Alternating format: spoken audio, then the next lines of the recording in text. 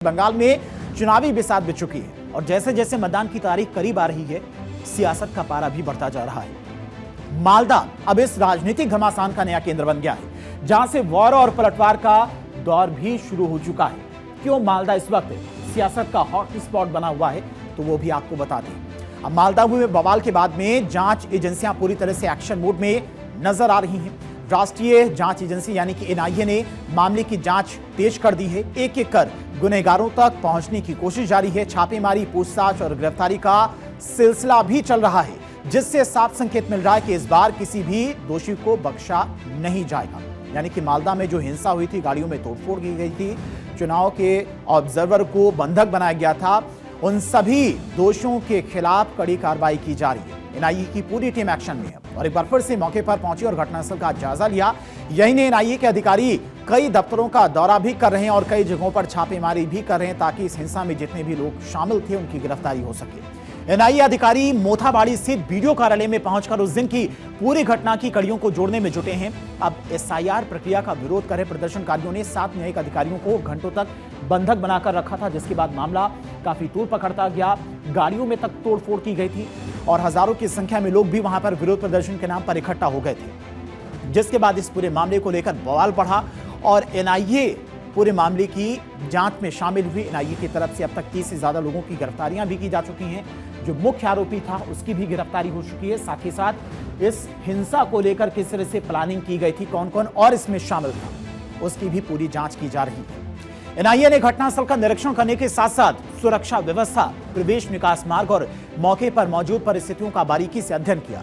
जांच के दौरान एनआईए टीम स्थानीय अधिकारियों और प्रत्यक्षदर्शियों से भी पूछताछ कर रही है, ताकि यह स्पष्ट किया जा सके कि प्रदर्शन अचानक उग्र कैसे हुआ और किन परिस्थितियों में न्यायिक अधिकारियों को बाहर निकालने से रोका गया।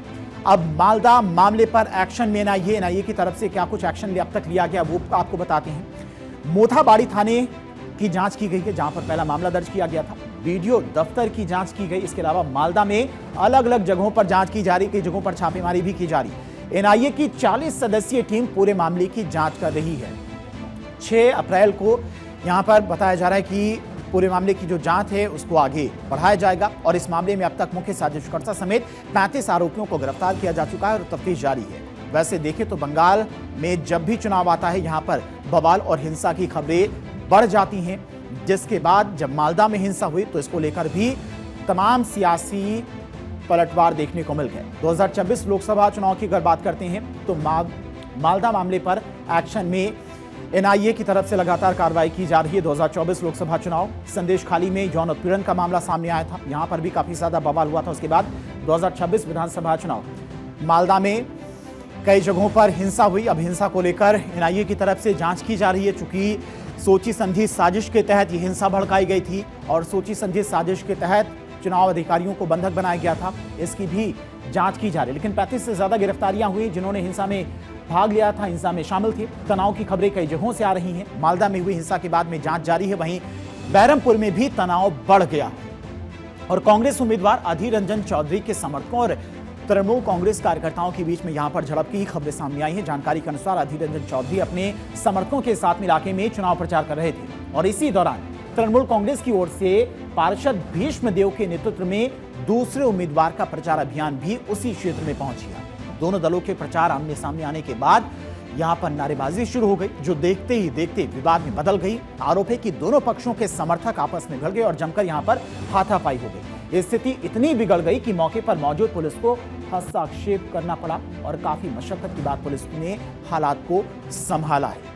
लेकिन सवाल यहां पर सबसे पहले ये उठता है कि आखिर चुनाव के वक्त ही यहां पर ऐसे हंगामे क्यों शुरू हो जाती हैं, क्यों इस तरह के बवाल बढ़ जाते हैं चुनाव के नजदीक आते ही? क्या इसके पीछे कोई साजिश है? हालांकि एनआईए की एंट्री हो चुकी है और एनआईए इस पूरे मामले की तह तक जाने की पूरी कोशिश कर रही है।